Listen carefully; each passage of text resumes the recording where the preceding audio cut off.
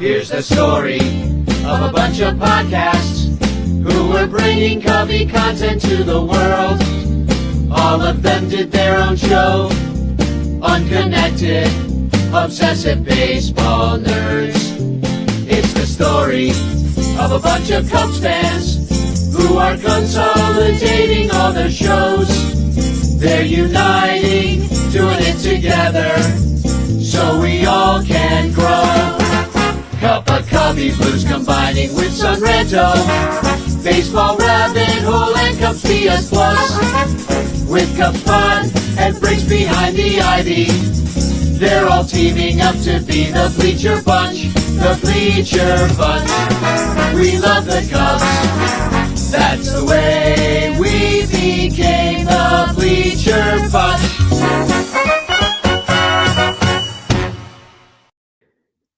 Well, good evening and welcome to the Bleacher Bunch. My name's Danny Rockett. We're here on the Fans First Sports Network. We're brought to you by our Patreon supporters at patreon.com/Bleacher Bunch. I'm here with Sara Sanchez from the Cup of Cubby Blue show and Bleed Cubby Blue. How the heck are you tonight, Sara? It was one of those days at work that goes on forever and you're just kind of like, I don't know, man. So the energy is going to be, we're going to see how it goes. Well, how are you? I'm pretty good. I mean, the Cubs, they just swept the Rockies, which they should do. The Rockies. That's what you should. I mean, in fact, it was a little tighter than I would have liked. But, relatively, as you can see behind me, I've been getting my little studio together, my new pad, and I have a W flag on the ceiling. And I was thinking to myself, like, do I switch that out if we lost that day? I'm like, nope. We're just going W. It's an overall thing. So I've been doing a lot of that stuff. And, of course, trying to hold down a job to, pay for tickets and beer, as it were.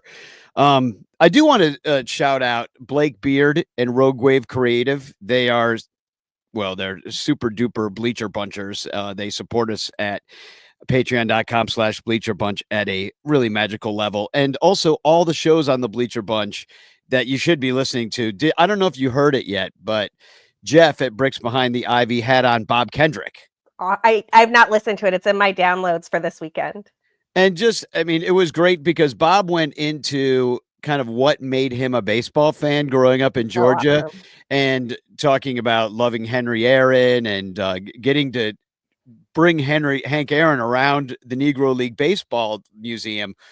He was like, he's still pinching himself that it happened. So it was just really great to hear his enthusiasm. He's definitely just has such a passion for the game. It's great to hear him, and Jeff does a great job. I also want to shout out Cubs PS Plus. Cubs Pod, we've been working hard. We got 4 people on the Cubs Pod now. That is a Patreon-only thing. So if you're not a Patreon supporter, you don't get to hear Cubs Pod. It's a daily recap of the Cubs game told by one person at a time. It's like a solo show, and it's great. I do it, and my episodes are, of course, the best, but... I'm kidding. We got Eli Cotton on now. We're a multi-generational. We got a 19-year-old doing them now. So we're spanning the generations on Cubs Pod now. Anyway, you should subscribe to us. And who am I missing? Cup of Cubby Blue. That's you and me. Don't ask me that question after I worked like 11 hours straight. There's no way. Baseball Rabbit Hole. I think he's got some episodes in the can coming, something like that. So anyway, you get all this stuff, and it's just worth it. So let's talk about, first, can I tell you, Sara, I visited Ronnie Woo Woo yesterday at the Pearl in Evanston. Really nice place. So, it smelled pretty good in there. I've been in a bunch of these places. That's key. Everybody was nice. The staff was nice as you walked in. They're not always. And so Ronnie's in a nice place. I just want to point that out first. And shout out to Janet for making all that happen, because it really was a long road. So if you see Janet Tabbitt, just tell her what great job in helping him out there. But I'll say Ronnie looks a lot better. Okay. I mean, I honestly thought he was on death's door. And, he was on this medication that's supposed to improve what he's got, which is progressive lung disease. But the medication makes you sick. Yeah, a lot of them do. So he got off the medication. He's doing much better. There was a little bit of a spring in his step. He's down to 1 liter of oxygen. I'm not sure what all that means, but I do know that less oxygen needed is better. We really want to get him to a game. It's going to be tough. But I wanted to point out that, or share with everybody, that I brought over a card that the Lost Boys made out to him. And here's the picture of Ronnie with the card that the Lost Boys. And also, if you support us at Bleacher Bunch, we give 10% of all the Bleacher Bunch money to the Lost Boys. So, and then they do things like this for Ronnie, and it just like the love gets paid forward. And he loved this card. He looked at it for a good 15 minutes straight, offered me a cold pop, but you could tell just like looking at his skin, it has a little bit more of a glow than he did. I don't know if you saw any of the other pictures, but he looked like crap, and he looks much better. There's pictures of Buck O'Neil everywhere. Ronnie and Buck O'Neil were friends, and Janet's been sharing with me stories about Ronnie going to Buck's birthday party every year. That's awesome. And I'm like, I didn't know Ronnie was invited to Buck O'Neil's birthday party every year. It's things you find out. When was Buck O'Neil born? Oh my gosh. Oh, you mean what day? Yeah, because the birthday party November. Sometime I'm looking this up. I'm just saying. I think it's November 13th. Yeah.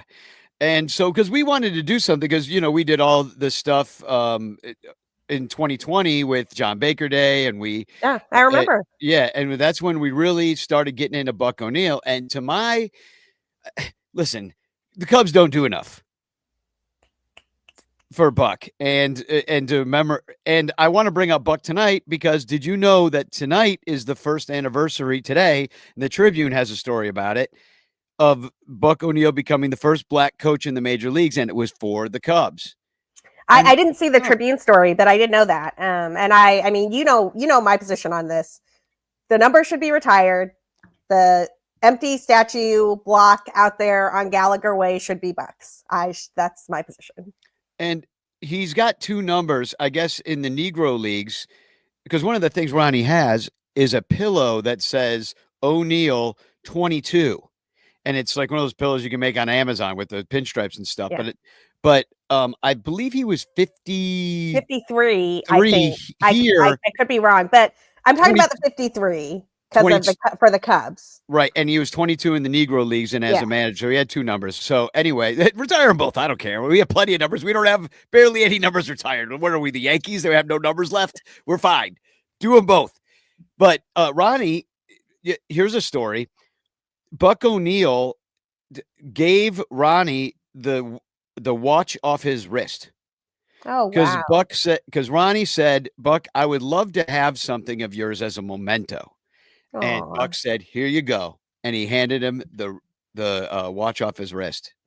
So, and he still got that, Ronnie does. And there's a picture. I'm going to put this up because Janet showed me this yesterday. This is also in his room when they went to Buck's funeral. And the picture that the Kansas City Star used is Ronnie with his hand on Buck's casket and the caption, farewell, old friend. So, I'm just saying the Cubs need to pay more attention to all these people. I mean, they hate Ronnie Woo-Woo. They banned him from the ballpark multiple times. But then I heard a story from Ballhawk Dave yesterday about Ronnie peeing out of the bleachers in the 80s. I was like, well, we've all had our moments in life. Speak for yourself, Danny. Well, yeah, I mean, that would be more difficult for you, but it could be done. But I'm counting that you'll never do that. But you're also not Ronnie Woo-Woo. God, if we ever reach a day where that is happening, I just something has gone terribly wrong. It's seriously wrong, yes.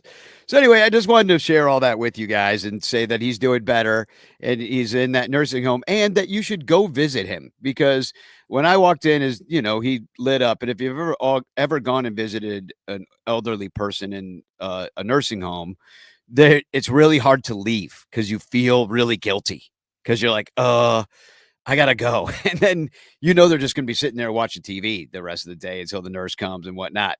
So the more visitors he gets, Ronnie's such a social guy. He's used to being out there all summer. He's watching every single Cubs game. And he's got 2 TVs in there right now. And Anyway, so go visit Ronnie. He's at the Pearl in Evanston. If you send him mail, he loves getting it. Just look up the. Do I have it written down here? I think I might have it written down. I don't. I'm an idiot. I'm sorry, but you can all look. You have Google. Everybody's got Google. It's on Foster Street. I remember that much. Google's pretty terrible these days, though. But maybe for addresses. Okay, 820 Foster Street. I was just there yesterday. I can vouch for the address. No AI was used. Well, kind of. The whole AI thing they do is very hit or miss, just especially for baseball research. And I agree. I asked it something the other day, and it was completely wrong. Because when I looked it up for real, they had the wrong information. I forget what it was. I know when during fantasy baseball season, I was in a draft where Robert Suarez, the closer for the Padres, was falling really far, and I was like, God, is he hurt? Did he lose the job? I mean, I know there's talk that he might get traded, and then somebody else like Jeremiah Estrada or Jason Adam, former Cubs relievers who the Cubs could clearly not use at all, might take the job instead. But no, it was just, I was like, I don't know, is he still the closer? And some name came up, and I was like, what is this name? Like a name of a guy who has definitely already been DFA'd, that type of guy, right? And I was like, what is this? And so I clicked on the source article, and it had literally taken information. Robert Suarez had been mentioned earlier in the piece, and it had like skipped 2 paragraphs and just grabbed a different name. Made that guy the closer. I was like, that's nuts. I use AI a bit with my job, and it is certainly not foolproof. And I won't go into what I do, but I had a meeting about it today, and all the bosses are gung ho, and all the people that actually use this stuff are like, wait, hold on, slow your roll there. This doesn't quite work. And also, when it does work, why would we help this work? You're going to fire us. That's the thing. I mean, so did you see the thing in the Trib where they had to do like a whole apology because for the Memorial Day weekend thing where they were like, hey, here are the great reads of summer. Apparently, some freelancer that they contract with, I did see this. AI generated that, and so it was real author names, but fake fake book titles, and so it was like this whole list of non-existent books in the middle of the Chicago Tribune, and they had to apologize for it. So all I'm saying is, if you use ChatGPT or whatever, you better check your work because that is not reliable. It isn't reliable. So, and well, neither was the Cubs offense this week, but they won anyway. So how about that for a transition? Yeah, that's one of the things that I'm going to write about. If not for BCB After Dark tonight, maybe for a short porch tomorrow. But only 9 runs in 3 games for the hottest hitting offense in the league. And didn't matter. They won anyway. They did. I mean, it was cold at Wrigley. I don't know how much I really allow that to be an excuse. I know that really just is how it is. Last year, the ballpark played that way almost the entire year. And this year, it's been pretty much the same so far. We've had a couple warmer days, and they've got some warmer days coming up. But, of course, the Cubs, they'll be here this weekend, but then they go out of town for when it gets warmer. But anyhow, it really does seem like that does play the biggest factor. I don't know. So I don't want to give them an excuse for why the offense was a little mediocre, but they were hitting a lot of balls hard that would have left the yard, and they didn't. Dansby Swanson, if I see him line out to left hard again, like it'll be too soon because that's just all that happened in this series. There's a bunch of loud outs, and the Rockies pitching isn't that bad. I mean, they're probably just happy to be out of Coors. They're like, oh, thank God. I don't know, man. This is great. I don't think so. Maybe the Rockies have 9. Okay, the Cubs scored 9 runs over the course of the week of the 3 games. The Rockies have 9 wins. I gotta play the drop. Hold on. I gotta 9 times. Sorry, it needed to happen. There is a non-zero chance the Rockies do not get to 10 wins before June. Oh, I know. Well, because of us, because we didn't let him sneak away with one. We might have. I mean, look, you get the 3-1, and basically Tyone of all people had to pitch like a half a game of a perfect game to get it done. And that game was nice. It was nice outside that day on Monday. It was a day game because of Memorial Day. That's the best day. Then it took 11 innings for Shaw to walk it off, and their guy hit one basically right to my guy. If you saw great. that, I was there, man. It was great. And but then we finally got it done after like the bunch of ghost runners scored, and then last night PCA was really the difference with his solo shot and kind of matched the Rockies for what they did the night before. And the pitching was good all around, you could say. Crawley, we called the game last night on TikTok. Him and I, we did the whole game, and like we did play by play. And Crawley was salivating over the Rockies relievers. He's like, make a deal, get him out. No, this is like, give me all your pitching. I have thoughts on the Crawley thing, but like the Rockies are not good at the whole scouting business. So I not really all that keen on making a trade. Yeah, right. That's why they have 9 wins at this point in time. Speaking of PCA though, did you see, so I'm sure you saw in the discourse, the last couple of walk-offs, PCA has been on the field before the play is over. Like as the guy is sliding into home, you see PCA like sprint across the field. Like it's great energy. I'm not going to lie. Davey Andrews over at Fangraphs, who's an awesome writer and a friend of mine. If you don't follow Davey's stuff, you have to. He's so good. But he wrote a piece about Pete Crow Armstrong and walk-off hugs. And it is one of the best things that I've read in a hot minute. But I'm not going to spoil it because there's information about whether or not it is in fact against the rules for PCA to be sprinting onto the field before the play is done. But you should go, if for no other reason than to see a bazillion great hugs and PCA at the center of all of them. Do you remember when Hector Rondon did like a drum major marching act at the end of a walk-off home run at some point? I don't know if you remember that particular play. Cubs have had some fun walk-offs. But yeah, I guess it's not legal. He's not allowed to run out onto the field. You are not. You are not. But it's like the time Christopher Morel ripped his jersey off as he was rounding third. That's not legal either. You were not allowed to remove your clothing on the field of play. And yet, it was great. And now there's a bobblehead. Rules are made to be broken. Some rules, for sure. No, PCA has been a lot of fun. Matt Shaw has been a lot of fun. You want to talk about Matt Shaw? I'm down. I do, yeah, because I looked at this since the call up, and it's not a ton of plate appearances. I think going into yesterday, it was like 34 total plate appearances since the call up. But there's a wicked new cool tool on StatCast over on Baseball Savant, where you can see if there were changes in where the batter is standing in the box. So you can see if they're like significantly closer to the plate or if they're significantly back farther in the box and that type of thing. And in Matt Shaw's case, there's a 4-inch difference in where he's standing from where he was when he came up the first time and where he is now. And man, you can see it in how he is seeing the ball and you can see it in the results. So really very excited about Matt Shaw second time through the league. What about you? Well, yeah, and especially because he's down at the bottom of the order, which has done a lot of damage this year, just basically because every single catcher we bring up has like the stick from hell. It's incredible. But, look at the bottom of the order last night. It was Dansby, Shaw, and Nico. And you're like, oh, well, that's like you got like 4 leadoff men in a row, or they're not on base Reese McGuire. You forgot Reese McGuire. Reese McGuire, but yeah, he's the only one that's slow. But all the other ones, they can all steal bases. They all have, that kind of like on base, tenacious, contact mentality. They're not swinging for the fences. They're all on base dudes. Especially like Nico, like he's even let off a lot of games. But for me, the thing I like the most about Matt Shaw, because I'm ready to let his stick come around and him go up and down and be okay.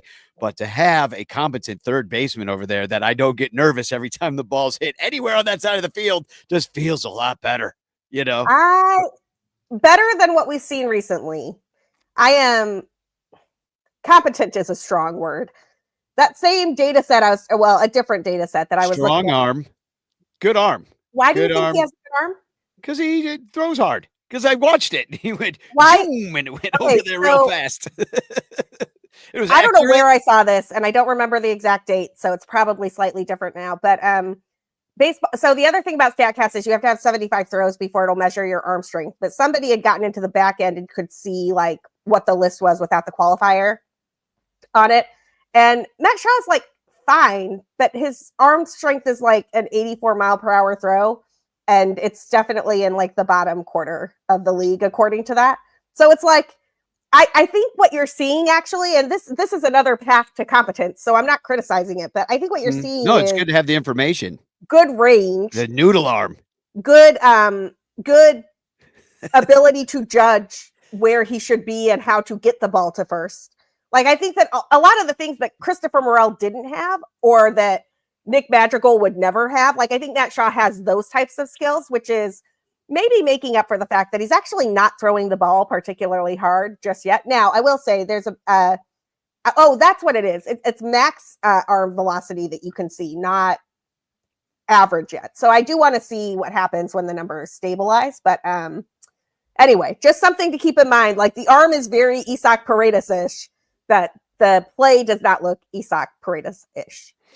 He looks competent, and it just looks better than what we've seen in comparison. Like, I'd rather him than Gage Workman or John Birdie or Justin Turner, the ghost of that Nicky man. Lopez, Vidal Brujan, my dearly beloved Christopher Morel, like, fine.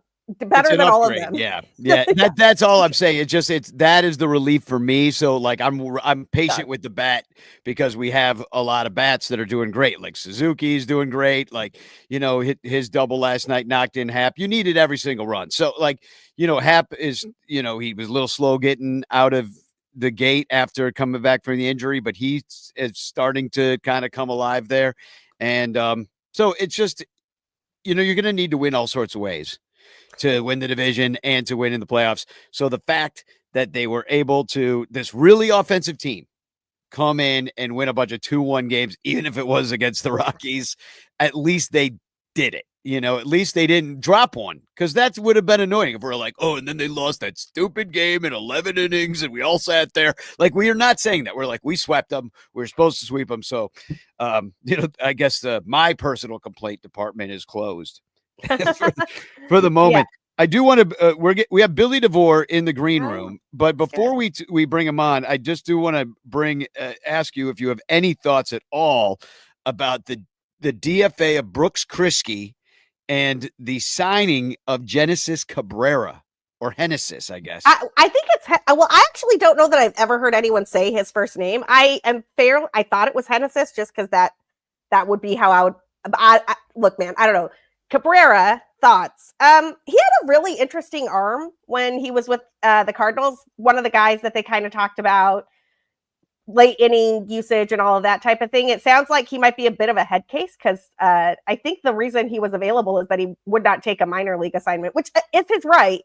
But maybe he wants out of the Cardinal system for some reason. And that is intriguing to me because the Cubs have been relatively good at scouting relief types this year. I mean, think about Drew Pomerantz, right? Like, he's been extremely good, and that had barely popped on the radar with what he was doing in AAA when they signed him. But I don't know, Danny, what do you think about Cabrera? Well, he was with the Mets, so if you're too big of a head case to be on the Mets, then you really got problems. Yeah. So, I mean, the Cardinals, I get.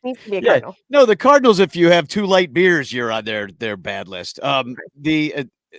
Even though they're sponsored by a beer company, but I mean, can you really call Busch beer? I don't know if you can. I don't. Yeah. But then, so he's bounced around, and you're right. They have been good at picking up these guys. This year, he not a huge sample size, but the walks are a little high, 3.5 per 9, 4.2 last year. That certainly has always been an issue in his career. The strikeouts is down from the 1 per inning that he was giving you back, a couple of years ago. And so, this is just like a bullpen help until maybe some of our other guys get healthy. Right. And it's a low risk kind of probably low reward sort of move here. Like, probably. But you never know. He's the Brooks Kriske of Genesis Cabreras, in a way. Except he throws with his left hand, which is something. Well, that is something. Lefties for the win. I mean, I will say the Mets, him being on the Mets is interesting just because they've also done a good job of finding relievers lately. And if you remember, one of the guys that the Cubs had who made an impact last year in a positive way was Jesus Tinoco, who's been closing some games with the Marlins this year. And that was, one of those situations where he kind of got into it with some people on the staff, got DFA'd, the Cubs picked him up, and we made a bunch of Jesus saves jokes in the bleachers. It was great. It is good when you got a guy named Jesus on the team. You just feel better about the whole team. Well, all I'm saying is the last time we had like a Genesis, Jesus, Jesus, biblical name, Spanish pronunciation thing going on, it worked out okay. Hey, later on tonight, we're having a Jewish Jonah on the show. There you go. Of TikTok fame. So I actually wonder, Billy DeVore, he's sitting in their waiting room so patiently. I know he's got to go on stage very soon, so let's bring him on, and we can see if there's anybody named Jesus on his team. He's a Reds fan, by the way, if you're new here. Hey, no, Billy. But we don't have a Jesus, but we sure need him. I'll tell you that. We all need Jesus. Yeah, we do. Well, so Genesis Cabrera is the Garrett Hampson of the Cubs. There you go. All right. Yeah. Nice comp. So let me ask you, we just saw the Reds last weekend. Cubs took 2 or 3 in Cincinnati. A lot of high scoring games. It was kind of fun to watch. Those were kind of Dottie Brooks, if you will. It was fun for you. Yeah. We took 2 or 3. So, yeah. How do you feel? You just took 2 or 3 of Kansas City. So you bounced back against a good team. Now you're coming into Wrigley right away again. I hate that they do this because we only face each other, home and away twice a year anyway. But how you feeling about where the Reds are? It's been a 500 week for a 500 team.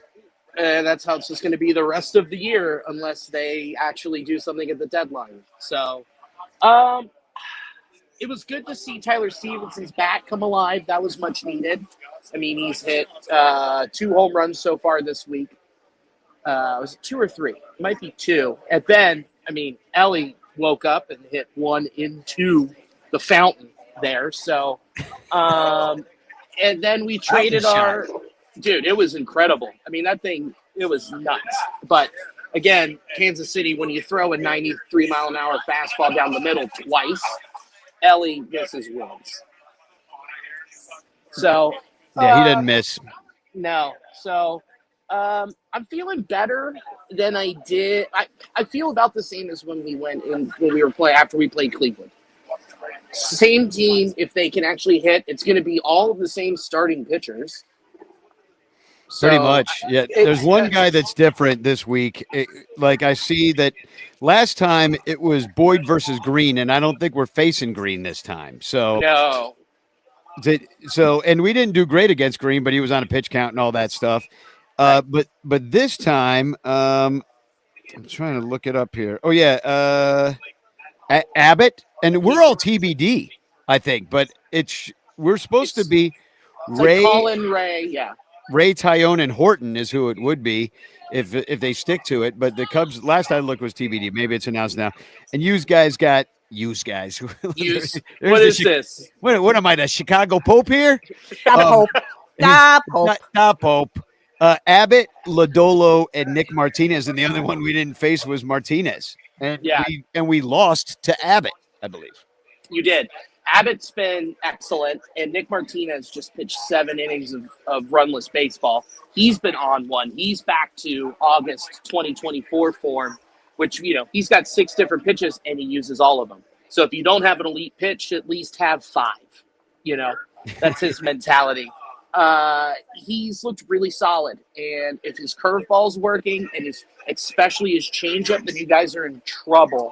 But I don't foresee what happens where the last series in the 7th, 8th, and 9th innings, the Reds gave up 21 runs. That's an anomaly for this bullpen. I came on here praising them, and then they just got taken out behind the woodshed. I've noticed that this show has actually cursed people that are saying nice things about their team. I had my White Sox fan friend Lauren on the show talking about how great the catchers were, that we wouldn't steal a single base. And then all we did was run roughshod over everybody. It was hilarious. Yeah. So I just need to talk shit about my team. We don't score runs. Our bullpen's terrible. Our starting pitching's abysmal. We should have the same record as the Rockies. Hey, Billy, I have a question for you. How are you feeling with Tito over there managing the games? What's the biggest difference for you with Francona sitting on the bench? I think the biggest difference is something that you can't see. It's togetherness. These guys have the same mentality. They're finally on a tight schedule. I mean, they're going around saying tight ship to everybody, like as in keep it together, tighten up, be a unit. And there was never that with David Bell. You know, he was the players' manager. Let them do whatever they want. And the only thing he would do to motivate his players was to get thrown out of games. And Tito finally got tossed last night for the right reason because the strike zone was terrible, but whatever. That's a whole other ball game. Literally. Come on. Well, David Bell, he's like kind of a Nepo baby to even be there. Is like his grandfather played, his dad played. I don't know which Bell he was, but you know, it's like they're like the Alous of fat blonde guys. Yeah, that's exactly it. It's just Bell after Bell, and every single one of them got rung. So it's just nice. It's nice to have a young team with a guy who knows what to do. There's been some calls where people have questioned what's going on, and I have given him a break where I'm like, he's also taking a year off. I'm giving him till the All-Star break before I start like digging in on something. Where I'm like, why do you make that call? Why is he doing this? He's also still learning the team and the franchise. And it might take a year. You know, I think we just saw that with bringing Counsell over. Absolutely. I was just going to say that. Yeah, it's just like it takes a moment to be like, wait, who's this guy you got in Double-A? What can he do? Well, what if he did that instead? And then they figure something out and unlock something. And Counsell, I think he's taken a moment. Our team is better personnel-wise this year, but Counsell also seems to be doing better as well, along with the team being better. So where that starts and ends, I'm not sure. Like, of course, give me the 27 Yankees and I look like a genius manager. Hey, Babe Ruth, go out there and hit dogs, will you? Right. Make me look good. Right. Instead, they're, you know, like, I think that the Cubs have more vets and, like, the Reds just have a lot of youth and they're getting there. But there's a difference between that managing that and then Aaron Boone managing the Yankees. You know what I mean? Where it's like every lever that Aaron pulls, he's going to be right 95% of the time because of the talent he's given. Whereas managers like Craig Counsell and managers like Terry Francona really got to prove their fail rate's a lot higher and figured it out. And how much turnover was there from Counsell, from old ESPN Baldy to hey, that might be the future manager of the Orioles there. Yeah, cool. They're going to a skinnier bald guy. Neat. There was a lot of turnover last year, actually, and it really was. So if you remember, we had Mike Napoli as the first base coach, and he was also in charge of the running game, and he's out. You can see immediate changes in the stolen base game, both in terms of success, but also just in terms of when they're running and who is running. But the other one that I don't think they wanted to do, honestly, but, you know, they lost Willie Harris at third base. And I don't remember, Quentin Berry at third base now. Is that right, Danny? Yeah, number 0. Yes, that's been pretty fun. And then I believe there's a new, I don't remember if it's new hitting coach, right?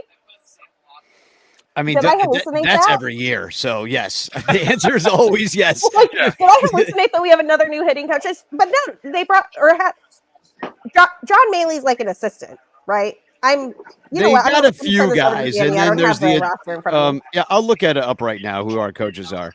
Because it went when Terry came in, they just got rid of Jeff. They got rid of Jeff. Okay, so Maley's an assistant. Okay, so they got rid of Jeff Pickler, who was the game planning and fielding coach, and they got rid of David Bell. Everybody else stayed. So it's kind of like they put Terry on a fast track where it's like, you know, we have, Derek Johnson, pitching wizard, who the best. No slander for me about him. Pitching coach and director of pitching development. from top to bottom. So they didn't want to mess with any of that Yeah. and be like the whole organizational teardown. They saw an issue with David Bell and they said, okay, here's our problem. Pick it, get rid of it, put in the Hall of Fame guy because we like everything else that we have going on. And they were right with that. So, and we added Mike Napoli to he's a bench coach. So Napoli is great. Yeah, Napoli's great. I think you might. Sarah, I'll tell you after. I'll tell you both after sometime. I've got a great story about him. So, well, you know, I can't talk about it. I can't wait to hear that. I lived in Boston when the Mike Napoli World Series run down Boylston Street happened, and he was walking around in November getting absolutely wrecked, smoking cigarettes, and having the best night of his life. Drinking straight from bottles behind the bar. They all got caught for Deadspin. So rest in peace, old Deadspin. Oh, it was the best. Thanks, Hulk Hogan. I would say that there probably a lot of people have really great stories that they can't tell about Mike Napoli. Like I think he's just that guy, you know, in general. He totally is. Well, he was the party at Napoli's guy during the 2016 World Series run, which was managed by Francona. So just saying. They already had a connection. That's true. Billy, I got to ask you, because I know you got to go on stage soon, but are you guys still running that PCA giveaway or is it over now? Because I know it was going to end right around now, right? It's the PCA shirt giveaway. I'm not sure. Winners announced 527. Did I win? I shared that. I have no idea. I follow. I tagged. I have no idea. I'll reach out to Kyle. Yeah, I'm just wondering if any of our people won, because I would imagine our people tried to get in on that thing. I'll find out tomorrow. I will ask him and go, hey, buddy, whoa, check it out. Oh, also, because I'm going to buy that Mad Magazine one. That's what did you see that? I was just going to say that's my favorite one. And here's something pretty cool. The Rally House that is in Wrigleyville. Rally House, their commercial that's up there with the cars for kids. No. It's a game. It's a rally house. It's your that city, doesn't work. I have headphones team. in. What am I doing?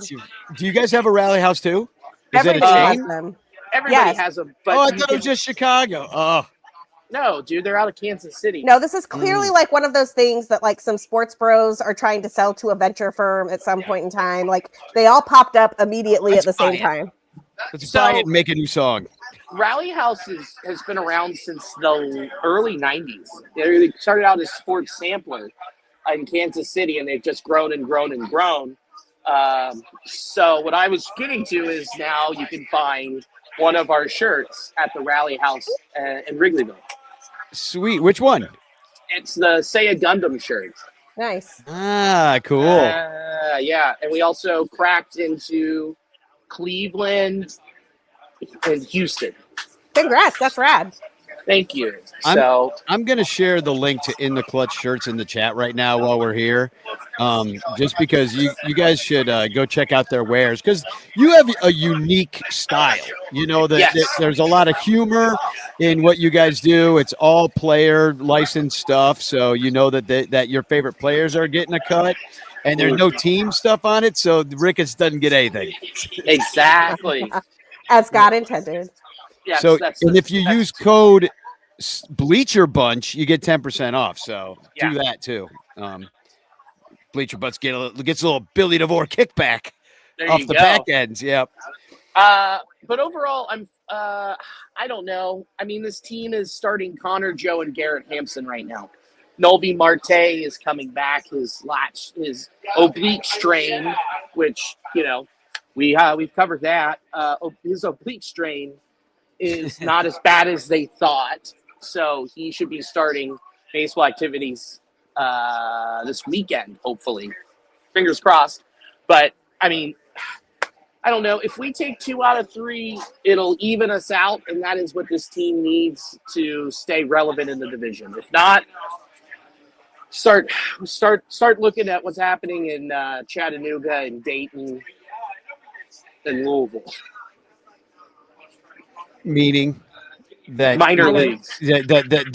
That's who you guys going to start bringing kids up and start No, playing them, or I mean that's trade at the deadline? Like you know, what do you? I don't know. know. What are you telling me? There's- Like you're a 500 team, you're just going to give up in the middle of the season? What, you're interested in a lightly used Jamer Candelario?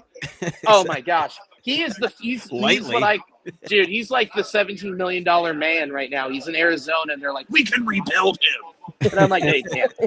What an awful signing. I mean, it was terrible from the jump, but it's only just gotten worse and worse and worse. It's brutal. I don't know. You don't have a lot of guys to trade. I mean, you could trade maybe a Jose Trevino or like. Well, we just signed him, extended him 3 more years. Oh, that's right. I forgot about that. Yeah. The only one you could really look at to move, I think, would be TJ Friel, who's a free agent in 2026. Still so early. Yeah, I guess. I know it's early. I get it, and I'm just pessimistic because. And you wouldn't get like a haul for TJ Friedel either. You'd get some decent. I mean, he's a major league talent. If you needed that guy, because he plays outfield, right? Yeah, he plays a really good center field. Go look at his numbers from the past 3 weeks. The guy's been on fire. Oh yeah, he's really good. He's always really a good. thorn in our side, it seems like. He's one of those dudes. Anybody named TJ is just going to bug you like a mosquito in the woods, like just like pestering you at the campfire. Yeah, and same with Hap. You're like, oh, God, Hap, what's happening? Go ahead, Sarah. I was just going to say, I sort of knew the Cubs had turned a corner because having Kyle Tucker in that lineup just really, I mean, it puts Hap and Dansby and all those guys, Asaya even, like none of those guys should be the best hitter on a team. And it moved them all back a notch. Like, it is a blessing that Pete Crow Armstrong has turned himself into like young Mike Trout, just crazy. And I'm sure that's going to return to earth at some point in time. But like the Cubs would be a great offense without that. They just needed a guy to move like the Ian Happs of the world into their rightful position. And what I think the Reds have is the guy who can be that guy in Ellie De La Cruz, right? Like you have the keystone. So now you just got to build out beyond it. So the thing is we have the keystones. So we have Ellie at short. We've got TJ in center. You've got Tyler Stevenson behind the dish. Matt McClain has not been 2023 Matt McClain yet. He has been atrocious. If he was even half of what he was in 2023, I think the Reds would be 3 to 4 wins better already. I mean, he's with runners in scoring position. I saw this stat today. He's batting 108. That's rough. And in late in games, he's batting 117. Whoa. I mean, and that's a big enough sample size to panic. That's a huge regression. Maybe he's hurt. Yeah. Sometimes you find out later on the guy's got ill, and then he ends up with like some weird surgery you never heard of. And well, think about it. He was out all of last season where he tore this shoulder muscle. And I was talking to my friend who is employed with the Cubs, and he was like, and he said, and I quote, "I would much rather have my favorite pitcher in the organization, have Tommy John surgery than what happened to Matt McClain." And I was like, I totally get it. I mean, if you look at 2020, Eugenio Suarez dove into a pool and busted up, his collarbone. It took him until late 2021 to find his power stroke again. Right. And so you're talking about a guy who only played 60-some games in the major leagues and then yanks and destroys this muscle, has to rehab and then relearn how to hit in the majors. Like, there's no, like, it's sink or swim, bud. Like, we need you to be you. And he just hasn't figured it out because we don't have another long-term option at second base this season. So, go ahead. And so when you don't have that, and then you don't have someone, I'm not saying Kyle Tucker, I'm saying someone along the lines of what Anthony Santander did last year, and you have him playing right field, he elevates everybody else in this lineup.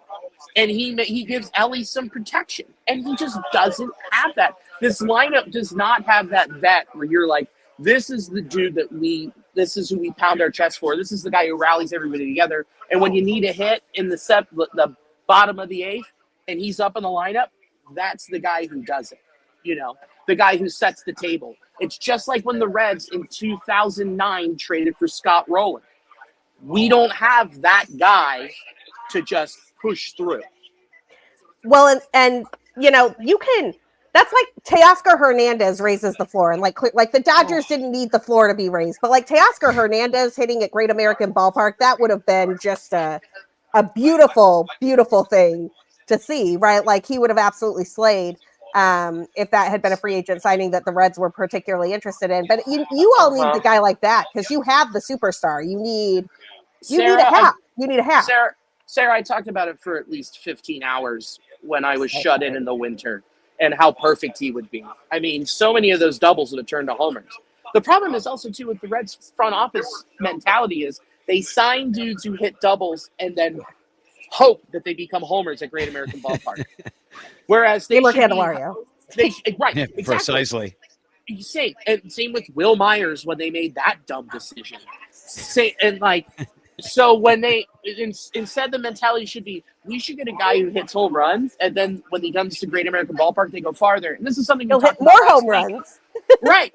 And something we talked about last week that really, really pisses me off is when you look at the mentality of doing it. It is 62 degrees here still. Yeah. It is not hot and balmy and humid. So you're basing your free agent big bat philosophy around the idea that you are signing someone that can hit homers from the middle of June until early September when it is scalding hot. So you're saying which is not October. Although I've seen some hot Cincinnati Octobers in my time, but you're right. It would be unseasonal. Yeah, that is kind of the poor man's mentality, and they will always have that small market kind of, well, we can't do it because we're small market and we can't do what the Cubs do, and they'll always tell you that. But as well as I do, that stadium gets packed. They sell tons of gear. They make tons of money too. The beers there are $15 as well. Like it's not like all of a sudden you higher. So it's not like you're going to Cincinnati but these guys love to have that excuse. Like the Pirates have the excuse, like the Reds, like the Cardinals do. We need a draft pick for No, they could all be doing better until Kyle Tucker is extended to a deal that starts with a 1, has another 0 after it, and that for years, and then has like a crooked number followed by a ton of zeros. What the Cubs do is not like the Reds. Do what the Cubs do. The Reds have signed extensions and contracts that are bigger than what the Cubs have signed, and I just want to be very clear. Like the Cubs can and should be playing in the contract Yankees game, and they are not. Sorry. Yeah, I agree with you. I've been saying that since I've been coming on here. I mean, I think Wheelo and I have screamed it from the mountaintops. Like, please be the Yankees. Like, we're trying. I know you are. It's not your fault. I know who it is. It's those MAGA. Yes. Yeah. The reason the Cubs are one of the only teams not on Blue Sky still. No Cubs Blue Sky account. Awful. So and here's the thing too with the signing an extension now. I think is, we have the lockout looming in December of 2026. Right. And that's so scary. Like Matt McClain, they offered him an extension. He was like, no, I'm not all these guys are going to wait until after 2026 and see what happens. And I don't blame them. I would do the same thing. Well, unless you're 28, 29 staring at your 31-year-old season on the other side of 20. Yeah. Like this is the place where if you're Pete Crow Armstrong, you wait. And if you're Kyle Tucker, you take the $500 million paycheck that you're going to get now. Yeah, because, I mean, him hitting the open market is going to be cool. It'll be cool to watch the Dodgers defer $800 million more. God, I hate the Dodgers so much. Don't get me started on we're gonna have to leave that there. Because we've got Jewish Jonah. He's going to be on in just a second.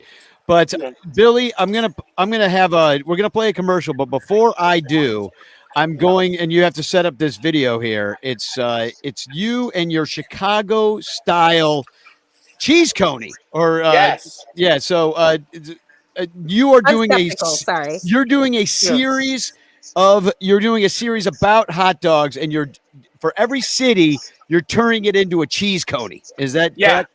Yeah, so I'm making it into a cheese coney. So this week was the Chicago dog, and basically, it's the trash plate of Chicago. So I was like, it's got so many ingredients, it's got to have chili on it. So what I did is I took I went all in. We're gonna play the video. We're gonna play the video. The video will speak for itself, but you don't have to give away the whole thing. Then I won't play the video. You just described the whole video. But here's the thing. So I'm doing it for every MLB team.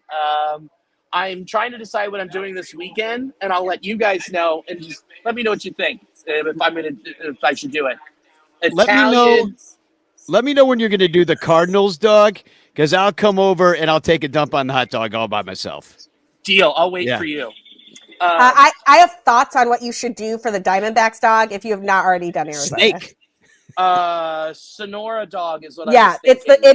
It's the Sonora dog, but as a person whose parents met in Tucson, Arizona, and my family is from the Southwest, I have thoughts on the Sonoran dog. Ooh. Good thoughts, but there are controversies that you need to avoid. Okay, so I'm not gonna do guac and sour cream. I'm gonna do what I had leaving the Diamondback Stadium, that's probably safe. So I found out recently, I got in an argument with a friend of mine who is from California, who claimed that LA was the home of the Sonora dog, and I was like, that's not true. It's the bacon wrapped hot dog was invented in the Sonora. It's why it's called the Sonora dog, and we had this whole argument. And she was telling me things that should be on that thing that I was like, absolutely not. So as long as you're basing it on the original Arizona Sonora dog, we're good. I just want to make sure you're not taking what those Dodgers fans call a Sonora dog and tragedy. What I'm going to do for the Dodgers is I'm going to just put out a bun, and then I'm going to make the hot dog in 2029. Just defer it. Defer the meat. Defer dogs. At the risk of upsetting all of my LA friends, the Dodger dog is the worst hot dog I've ever had at a baseball game. It stunk. It stinks. I'm about to find out. I'm going there the 12th through the 18th. So get the original Dodger dog and come back and report back. I think it will not impress you. Absolutely. And on that note, let's take a look at Billy's Chicago dog video, and then we're going to bring on Jewish Joda. Billy, thanks for coming in. Have a great show tonight. I know that this was your pregame, so break a leg, buddy. Thanks, guys. Thanks for having me. All right. Later, Billy. And here's more Billy. Hey, I'm Billy. I'm a stand-up comedian, podcaster, baseball fan, hot dog fan, but specifically a Cincinnati cheese coney fan. Today's coney journey takes us to Chicago, Illinois. Duh Bears, duh Bulls, duh Capone, duh Cubs, and duh Chicago dog. With all the ingredients on here, this dog is begging for Cincinnati chili. Gotta put our Vienna beef dogs in the hot tub. Time to load them up. Camp Washington chili. Of course. I opted for cherry tomatoes over a regular tomato wedge due to space. Onions. Yellow mustard. Chicago-style relish.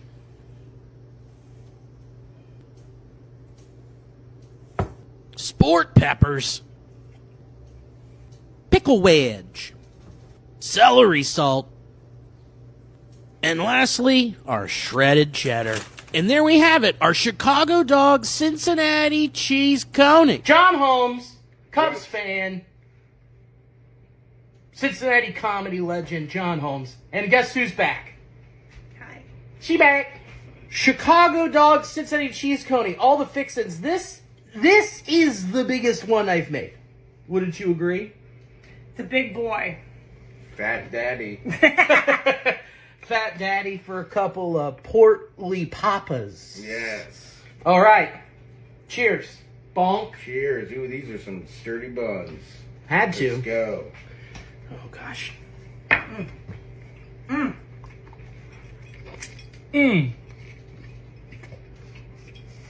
Off the rip, the hot dog. Mm-hmm. Great snap. Sweet relish with the chili. Pretty good. Yeah, you get that sweet meat right there. with like that tartness from that crazy colored relish. The spice from the sport pepper. Oh! Oops.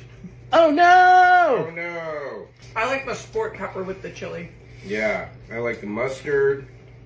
Got the pickle on it. Got the tomatoes. Not bad. No. All the flavors from a Chicago dog work well with the chili on there. I do want to make now, like, if I were to take something from this to add to a normal cheese coney every day, I'm with you. It's the sport peppers. I like the relish really well. I do too. And the relish. What's in the relish that makes it bright green? Atomic piss. Blue food dye. Is RFK Jr. going to take away Chicago dogs? Pope Leo will stop him. The Bleacher Bunch brings you great shows like Sun Ranto, Cubs PS Plus, Bricks Behind the Ivy, Cuppa Cubby Blue, and Baseball Rabbit Hole. But you could be getting so much more when you subscribe to our Patreon page for as little as $1 a month at patreon.com/BleacherBunch. Get access to our exclusive daily show Cubs Pod, where we recap every single game. Plus, be the first to hear Cubs music, get early access to events, and receive an invitation to join our Discord Cubs community, where fans just like you show up every day to rant and rave about our beloved boys in blue. Most importantly, 10% of your Patreon pledge will go directly to help the Lost Boys Youth Baseball program. So join us. There are perks at every level, like the Renter Calendar, absolutely free, and name recognition for you or your business. We are independent Cubs podcasters, and we need your support. Otherwise, we'll quit. Seriously, we'll all quit. Some of us might even die from your lack of support. In fact, the cutest little puppy you've ever seen will die if you don't support the Bleacher Bunch at patreon.com/BleacherBunch. We promise to spend all the Patreon money on tickets and beer and all the dog crap we have to buy just to keep our podcast rolling. So give us your money, and we'll waste it far better than you will. Patreon.com/BleacherBunch. Free trials are available, but don't do a free trial. Just join, okay? Okay. Patreon.com/BleacherBunch. In the clutch, in the clutch. Buy t-shirts from In the Clutch. Take it from the Bleacher Bunch. You'll love the shirts from In the Clutch. In the Clutch shirts are comfortable, stylish, and guaranteed to get you laid. Plus, they're proud sponsors of the Bleacher Bunch. Use promo code Bleacher Bunch for 10% off your purchase. Nice to feel and soft to touch. That's why you will get laid so much. Wearing a shirt from In the Clutch. And you can thank the Bleacher Bunch. In the Clutch, in the Clutch.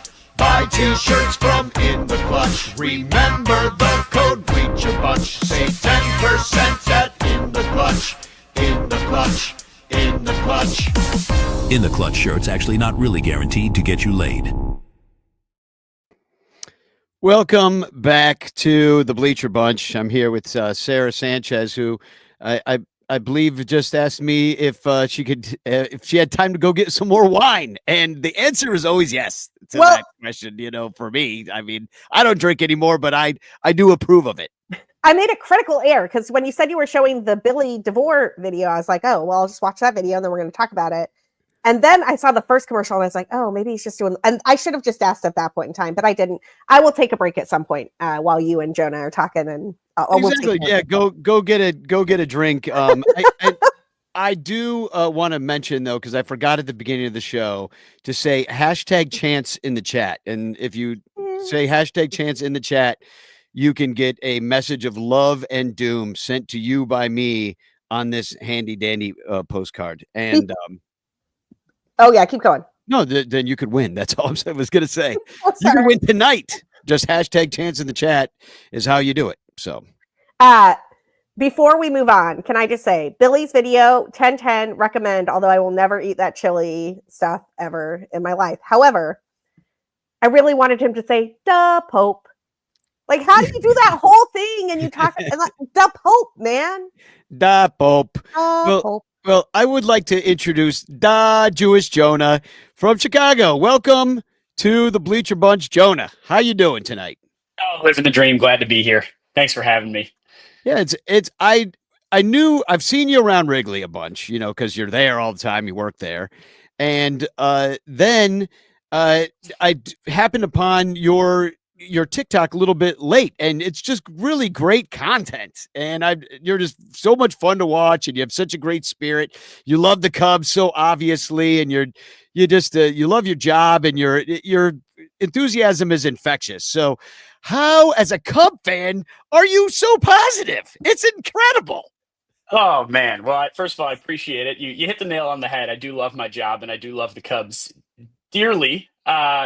It's hard to not be positive when your office is Wrigley Field. So ultimately, trust me, I have written midnight mean tweets about our bullpen blowing leads against the Dodgers, and I have screamed when we blow the last 2 weeks of the season when we're basically guaranteed a playoff spot. But then you just got to take a step back, and there's another season on the way. And this season, oh my, has it been fun. This is season number 11 for me, and it just somehow keeps getting better. And I'm itching for a home playoff game. It makes it a lot easier to be positive when they're playing like they've been playing, winning a lot at Wrigley. What are they, 12 games above 500 right now? Something. I'm not looking at that because the only thing I care about is that the Cardinals are only 3 games back, which we all know how that movie ends, and I'm not here for it this year. We're not doing that. So I need the Cardinals to fall apart while the Cubs are surging. So I got to ask you, because you vend a lot of things at Wrigley. You vend beer. You choose sometimes the vends like the alcoholic seltzer drinks, and then you do some hot dogs. You do different things. So can you tell me, like, how do you choose? Like, do you wake up that morning, you're like, today's a hot dog day, baby, and you just go down there and get your crate of hot dogs and go out there? There's a deep thought process that goes into my choice every day. I probably am a little more meticulous in record keeping than some of the other vendors. I have an Excel spreadsheet where I track time of game, attendance, opponent win percentage, wind direction, the feels like temperature. And then I'm analyzing going into a game after I check the forecast. Honestly, Tom Skilling retired, and I'm basically the new Tom Skilling when it comes to Cubs weather. And the weather and attendance are my 2 big factors. I don't know how familiar you are with the product draft every day, but we literally line up in seniority order about an hour before the game starts in a little office on Clark Street. And the guys who have been there the longest at the very front, the newest people at the very back. Season number 11 for me. If there were 100 employed vendors, I'm probably 70th in line, which just goes to show the people don't leave this job. It's the best for a reason. So I don't have that.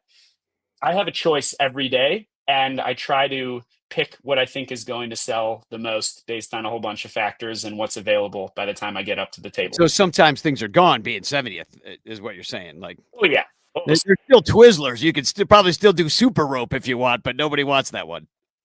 Yeah, these days I've graduated from the soda and lemon chill, and I basically get alcohol whenever I want. I don't even have enough seniority to get hot dogs every day, so it's a coveted item. My go-to is the frozen margaritas. They're so fun to sell. I have so many questions. I want to do like draft analysis of this, but I will refrain. I want to do gambling on it. No, I think we should gamble on how many margaritas Jonah sells at a game. Okay, so what is the lowest ranked alcohol? The lowest ranked alcohol, the product that probably goes last from an alcohol standpoint is Bud Light Seltzer and Hoop Tea. Okay, that's probably the last draft pick from alcohol. And then it's kind of all about location, and honestly, weather plays a huge factor. Like neutral, the vodka soda sells way better when it's 75 or warmer. So that could be an absolute banger on a good day. But if it's 55, you got your staple Goose Island that is always high floor, low ceiling on those cold days. But the premier cream of the crop is the Bud Light and Michelob Ultra down in the 100 section. That Okay. I need like 40 more years to Yeah. get that spot. Okay, so like non-alcohol division, non-hot dogs, because what is the best next thing that you want? Ooh, non-hot dog. The order probably goes beer in the hundreds, then hot dogs, then other forms of alcohol in the hundreds. And if we're excluding all of that, water in the sun on a hot day could be very sneaky. The lemon chill, also very sneaky. I haven't sold a ton of non-hot dog, non-alcoholic products except hot chocolate in April and September. Those souvenir cups fly off my tray. Well, it sounds like also the best thing you can do is be near rich people, like sitting in the 100. It's like, which is pretty much true with just about everything in life, right? So the hundreds are the coveted section, is really what you're saying. Correct. I got one more question. Please. Who do we have to petition to get the lemonade added to the neutral vending options? Oh, that's a great question. Because the lemonade would be such a kill. Like, I literally that's the only thing I leave my seat for. I'm like, I want a vodka lemonade. Yeah, neutral lemonade and the neutral orange. Both of them. I would love to carry all four. I don't know why they don't about that. I'm like, I feel like we need to write a sternly worded letter. You have my support. I will back you up as an expert vodka seltzer slinger. I think both of those would be slung. Well, let me ask you, do the Cubs ask you about what moves the best and how this should run, or do they think they know best and that their system works? So it sounds like an old system. Yeah, sometimes, and you definitely see things being innovated. One thing that I have pitched that I would love to get picked up is spiked hot chocolate. I think that would do really well in April and September. Also, it'll warm up the fans. It'll be you're selling alcohol blankets at that point. But there's something still that's like very grassroots. You don't need to reinvent the wheel here on some of these products and ways we sell things. There's a reason that the guys that have been there at the front have been doing it successfully for 60 years. Yeah, and I love some of the videos that you've made, and if you'll indulge me, I'm going to play one of them, and it's the one of some of the different vendor calls. It's a real quick video, it's the one I downloaded off of Facebook. And if you got a couple of different, I think these are beer calls that I know you've got everybody's different hot dog calls, but this is just a bit of a compilation, just 13 seconds long. Here it is. Hey, beer man, Bud and Bud Light, who's ready beer? Ice cold beer man, no waiting. Beer! Bud Light beer. Bud Light Ultra beer.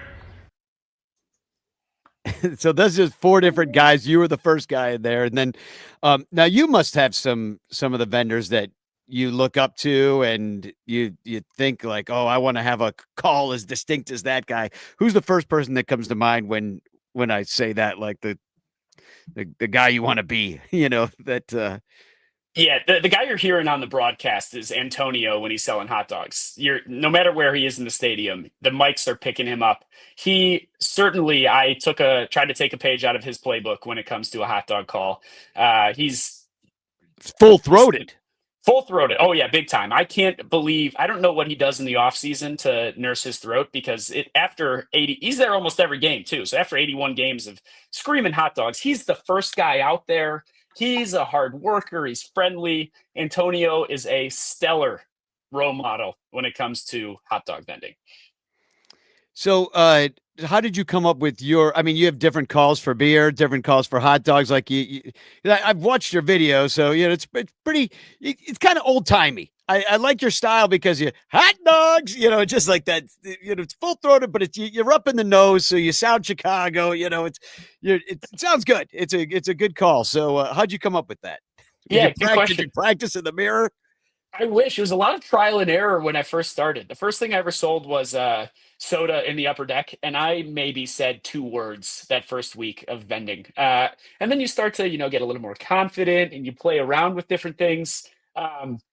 But I realized that if I just went in to start saying hot dogs right away, it would take someone, half a second to lock their attention on me. So I try to start all my calls out with a kind of like a and get their attention, and then I'll go into the call. So it'll be like, hot dogs. I do that with my beer call too, and that half a second of will really turn people's heads, and they're aware of what I'm selling. It's like the bells at the opera, when they tell you it's time to take your seat, dong, dong. It's like, that's your opera bell. Exactly. That's good. Now, so beer is pretty much the same as hot dogs, like, beer here, or do you do a here at the end of it, or just beer? I do. It depends what beer I'm selling. I generally don't. I more regularly sell the Goose Island, so it's more like, hey, beer man, 312 IPA, who's ready beer? Hey, Ice Cold beer man, who's ready? I like the who's ready. Yeah, because that's the call to action that the people Certainly. need to and it like makes you, hey, do I have enough here? I don't know, man. There's 4 innings left. I might be ready. Yeah, I might be the ready. Other thing is, when someone's like, yeah, I'll take if they flag me down, they're like, yeah, I'll have a goose. My question is always how many, and you would be shocked at how often people weren't thinking of the people around them, and they'll turn to them and be like, hey, anyone want a beer? Next thing you know, you're selling 4. It's the upsell. It's always the upsell. There is certainly an art to the vendor call and experience. Now, have you ever been out there selling something and, like, let's say you got a whole crate full of hot dogs and you forget you have hot dogs and you start going, hey, beer here. And then you got hot dogs and then everybody's just like, what's up with this guy? Does he need help? Did that ever happen? That actually does happen. It's funny you bring that up. It's generally, I've worked these kind of jobs. I know what happens. I try to count. I tried to do a video doing some math at how many times during a game I do my call or say hot dogs. I think I got around like 415 was my average in a game that I'm selling hot dogs. And when you're doing that, it's just natural. It flows. But then the next day you're selling beer, and I will regularly catch myself after I sell someone a beer asking them if they want ketchup, mustard, and relish to go with it, which they generally are. Is that a Chicago thing? You Chicago dog out there? Yeah, exactly. You want a pickle in there and some sport peppers? This is an SNL skit. Like, somebody is doing this skit at like Second City as we speak. Yeah, it's it definitely like so second nature to me now that I regularly will catch myself selling the wrong product. And now the other thing is people like, I'm not selling hot dogs very often, and some of the people that have seen my videos will just ask me to do my hot dog call, even if I'm selling frozen margaritas. So I am regularly promoting a product that I'm not selling, either on purpose or by accident. You need a cameo. Do you have a cameo? I do have a cameo. Yeah, exactly. Hire Jonah for your cameos. He'll sell you all your food. Come to maybe get hired out for like like somebody's wedding or something. You go out there, you vend hot dogs at the wedding. Promposals. Yeah, promposals. Oh yeah, that would be elite. Yeah, any high school students out there that are looking for a little assist, I am happy to provide my services. I did actually. I was asked to vend hot dogs at a live podcast taping at Lincoln Hall, which was wildly fun. Weddings is still on my list of things to tackle, but I'm a jack of all trades. I'm always ready. Listen, I have a friend who is an event planner, and I'm going to let her know about this conversation. So no promises, but if you get a call, ready to rock. I've got to ask, since like the beer price goes up every single year, do you notice a change in some of the tipping that happens because of that? Because people get a little shocked when they buy 4 beers and it's like $100. Yeah, generally people are still very generous, and we always appreciate it. What has helped is the predetermined percentages on our credit card machine. So generally, I mean, most people are still tipping and just giving one of those predetermined percentages. And it has been a lucrative start to the season, and always appreciate a nice tip because, we're working hard out there. Hey, that's a great question. Let me ask. So you keep a spreadsheet of this stuff, and I love this.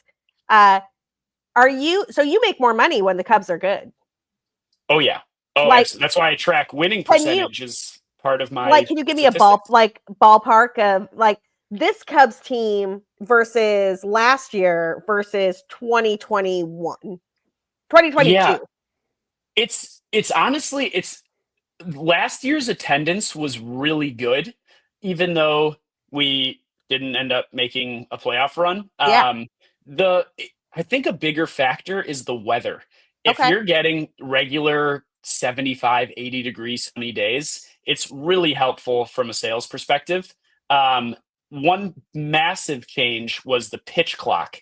And I am tracking and have been tracking since I think 2018 the time of game to get to the seventh inning stretch. And the average amount of time is 26 minutes shorter to get to the stretch now than it was back before the pitch clock. And that's 26 extra minutes that we could be selling. However, on the flip side of that, people are now realizing that if they're going up to concessions, they're going to miss more of the game because it's faster. So it's also worked out, and I think they're starting to catch on. Let us do our job. You watch the game. We'll bring the food to you, and we both scratch each other's backs. Jonah, I would love to get a look at some of this data because I actually, when the pitch clock came into existence, I wrote a piece about like what would this do to concession sales and what types of games. Like, I'm truly, genuinely interested in this data set, and I find the whole idea of, because I find myself, if I'm going to get a second drink, I want it from the vendors. And that's why the lemonade neutral is my hill to die on. Cause I'm like, God, that's like the one thing that I can't get it vended. So anyway, the consumer themselves shifts as well, because like you said, that we know that like Sara doesn't want to get up from her seat. The game's going, it's cooking. Yeah. And further to that, you also have like delivery in seat now. So that's another option as well. You can order on your phone, and people bring it to you after a little while. How long does that usually take? What, 20 minutes, and then you get your stuff? I mean, sometimes on that would be like a really, really busy day. I'd say under 10 is generally average. That's actually an option for like vendors to pick, is mobile order deliveries. So that sounds chill. Like, it's already paid for. The one thing I don't love doing that as much, because it's harder to like, you're capped at however many people in your section are ordering. You can promote it yourself, but you can't really get that extra boost and hustle in to make that extra money. It's kind of just like you're it's what you pick when you're hungover, is what you're saying. Well, and there's no shot to do the upsell, because you don't get how many beers? Like, I'm just going to order my pretzels, one. Yeah, exactly.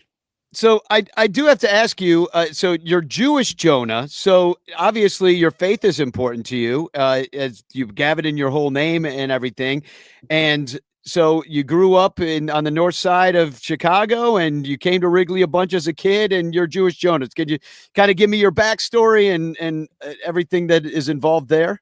Yeah, of course. It's actually funny. I'm not super religious. I made my Twitter account as a 15-year-old, and it was the first thing I could think of was Jewish Jonah. And then it just kind of stuck. I feel, very connected to Judaism as more of like in a traditional sense with cultural, the family holidays and everything. But now it's kind of become this persona, which is really fun, and I'm very proud to be Jewish. And it's kind of taken over a life of its own. And it's always funny for me when, I'm walking the seats and someone stands up and they're like, "Oh my God, it's Jewish Jonah." And the people around them are like, "What did you just call him?" Which is always hilarious. I'm like, no, like, this is my social media handle. I've started carrying these business cards around for people who might not be familiar with the content. But it's really fun. And I'm certainly not going to be changing my name anytime soon. It has certainly developed its own brand. And you grew up a Cubs fan? You've been coming to Wrigley, since you were a little kid, or when's your first game, would you say? Were you a kid when you first came? Yeah, I think my dad took me when I was like 3. And I have so many memories of driving down from Northbrook. We would always stop at the Ann Sather's on Belmont for some cinnamon rolls. Mm-hmm. And then we would make that walk to the stadium, which when I was younger felt like 3 miles. And now I live down the block from there. It's a really weird, like, full circle moment for me, and it was always kind of a dream to live in Wrigleyville. And if you had told 8-year-old Jonah that not only would he be living in Wrigleyville, but also a little bit of a character with the Cubs and Cubs fans, I don't think you could have manifested it any better. So it's been so much fun making content these past couple of years, and I will be continuing going to Wrigley for as long as I am alive.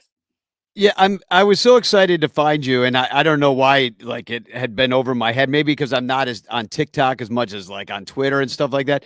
But then I mentioned that this is one of our co-hosts, Infield Fly Girl. She got her picture with you. This was either last year or the year before when she came and visited Chicago. She lives in the Pacific Northwest. But I tried to get her on the show tonight. I said, hey, we're having Jewish Jonah on. She's like, oh my God, I want to come. But I guess she couldn't make it tonight. But I did want to put that. She did send me that picture of her. So you're a little like Cubs celebrity roaming around. So if you're at Wrigley this summer and you see Jewish Jonah, leave an extra nice tip. Give him for all his great content. I definitely have that picture saved as well. Whenever someone has to take a photo with me, I ask them to DM it to me so I could put it in my recap video. And I have now 3 years of albums of photos with Cubs fans, and that's been the most fun part. Is just connecting with other fans and also being able to share the stories of some of the guys that have been here. No one has been at Wrigley Field or with the Cubs longer than the vendors. No owner, no player, no one on the grounds crew, no usher. It is the people that have worked here for half a century that have been walking the seats, carrying beer. So to be able to kind of highlight their stories. And you're just talking Mark, the singing vendor down the third baseline. I remember him as a kid.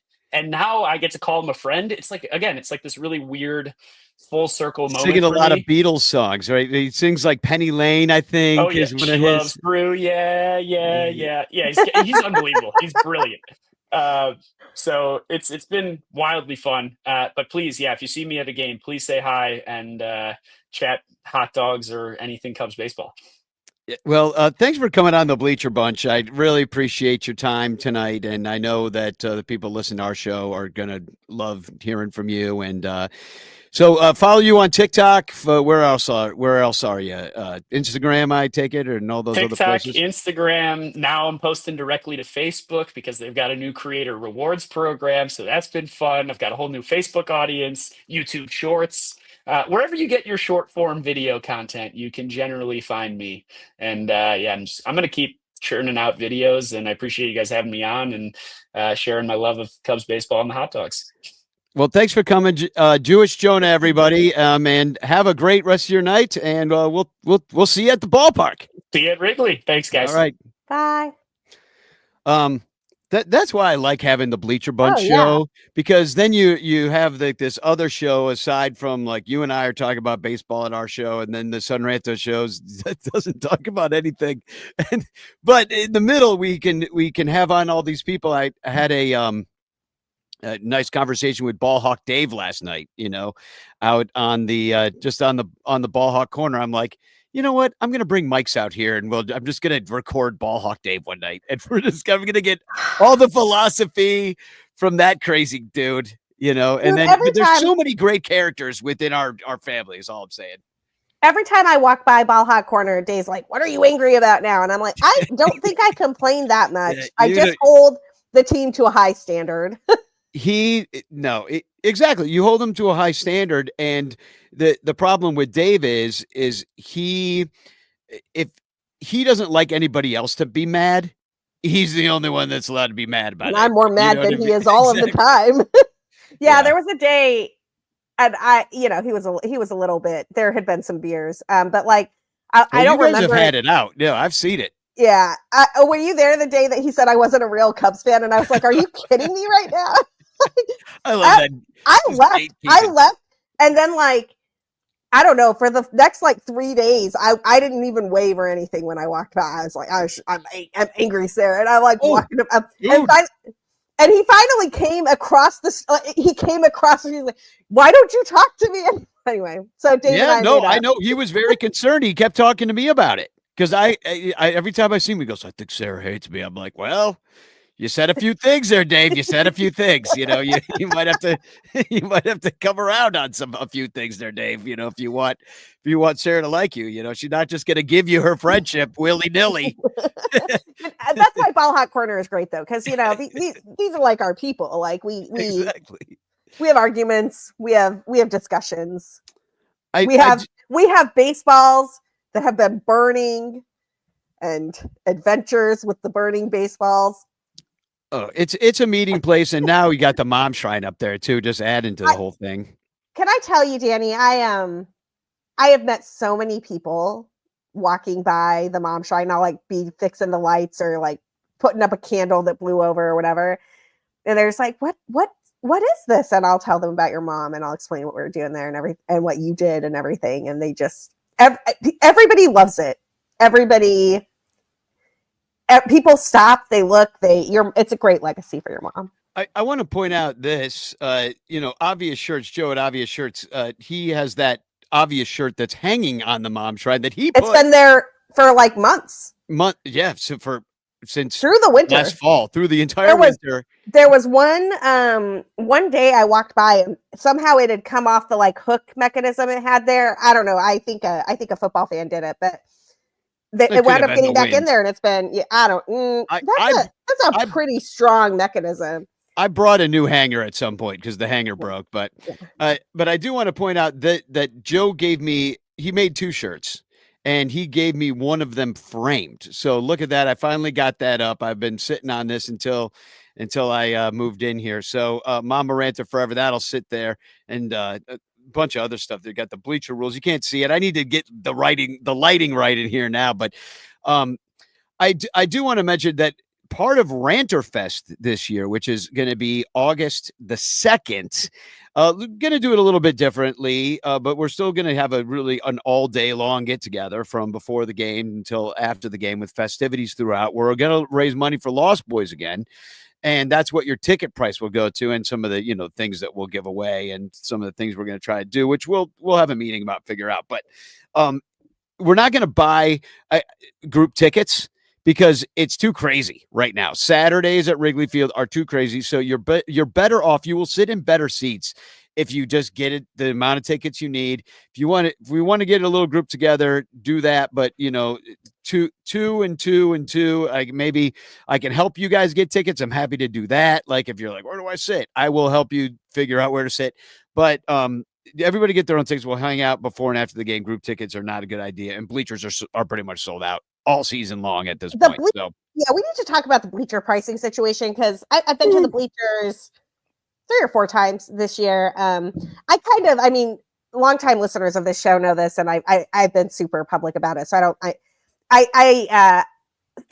lot of times I like to be at the game by myself. I have my headphones in, I'm listening to Pat, I'm keeping score. Like I genuinely am not going to hang out in the bleachers or to hang out in a huge crowd. But every now and again, I like to sit in the well. I like to see you. I like to see Jeff. I like to see Mai Tai. I like to see Al, do the whole thing. The bleacher tickets I have bought this season have been 2 to 3 times what it cost me to sit in the low 200s, like in that perfect spot where there's no possibility of a pole and you have the overhang if it rains. And I have a real hard time investing in the bleachers when that's the case. But in addition to that, there have been times that I don't know, man.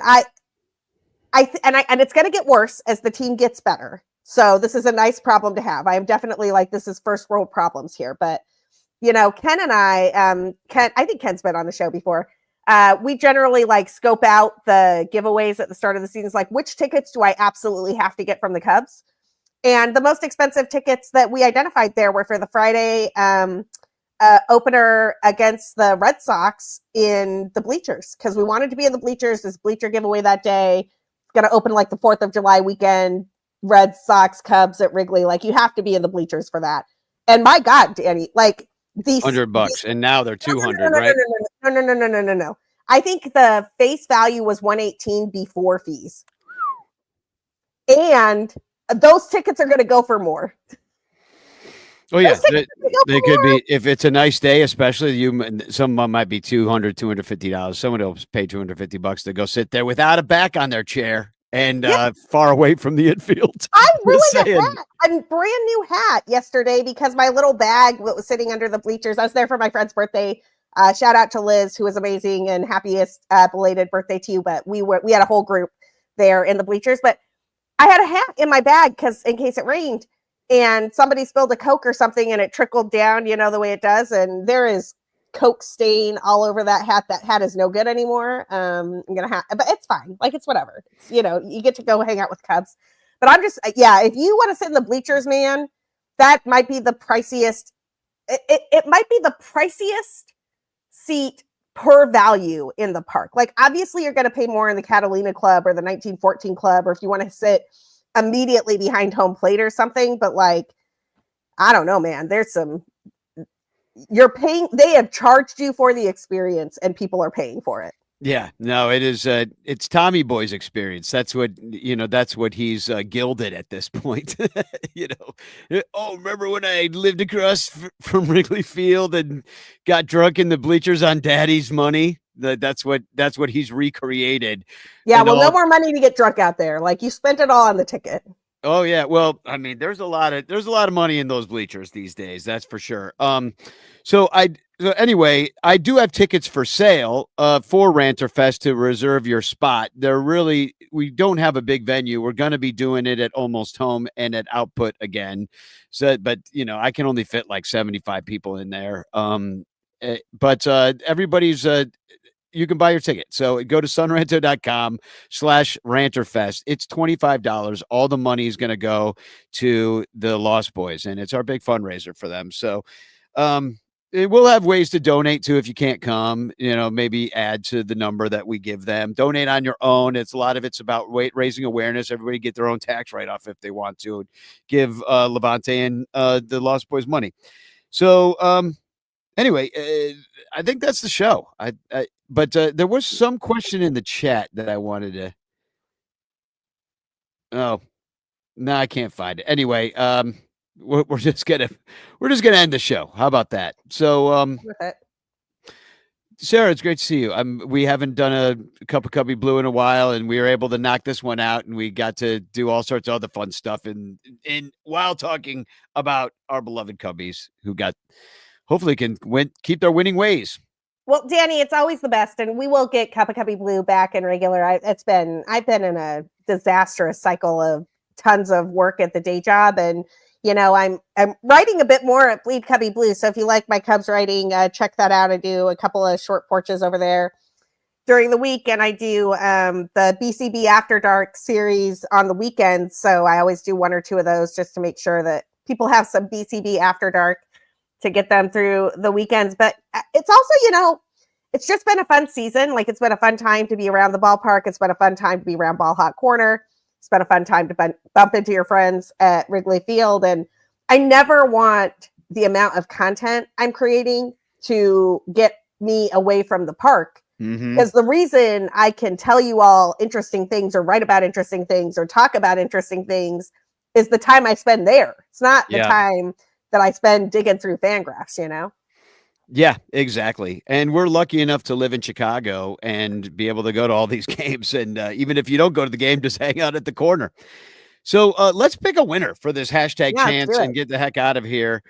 This is your last chance to get in the chance and get yourself a postcard sent to you by me with a message of love and doom. I'm going to pick it now.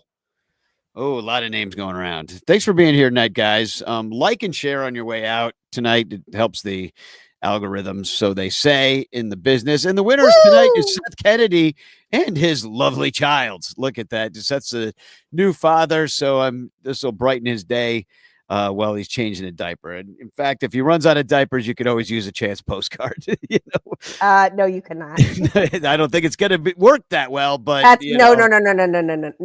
Don't. Any dad who is listening, Danny does not know what he's talking about on this one, and you should absolutely not use a postcard for that.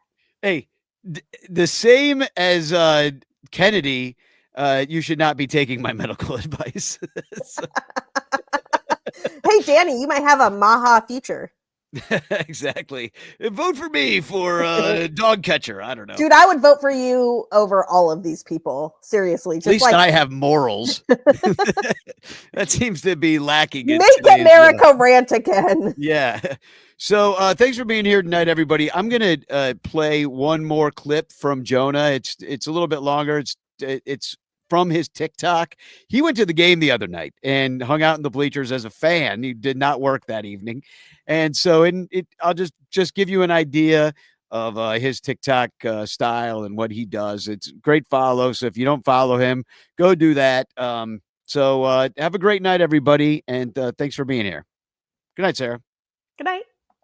Fans are off to get a ticket or two. That's right, I'm a fan today. Welcome to an off day in the life of a Wrigley Field vendor. And we started out by celebrating Hefty's 60th birthday. Happy birthday, dear Hefty.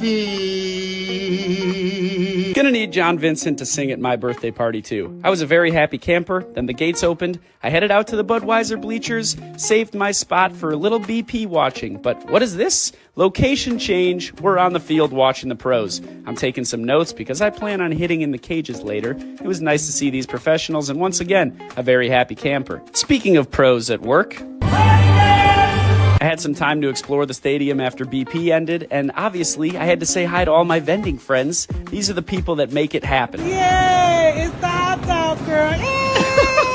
There really is a great camaraderie between the vendors and the commissary workers and all the preps. Then I made a stop to the neutral zone to see my friends Heelan and Laz. Look at that cheese pour. Then it was back to the bleachers and check out all these hefty 60th birthday Cubs bucket hats.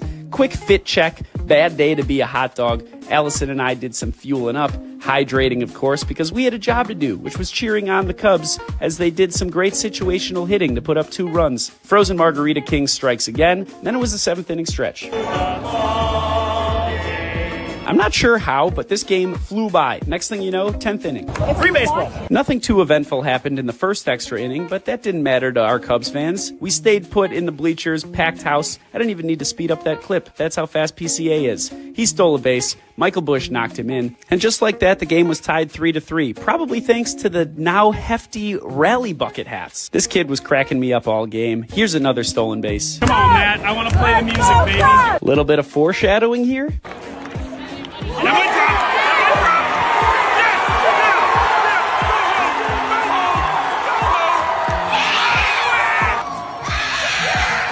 That's exactly how I feel too, kid. What an awesome day. I told you I was going to take some cuts in the cages to wrap things up. Once again, a very happy camper. Play the music. The Cubs are gone.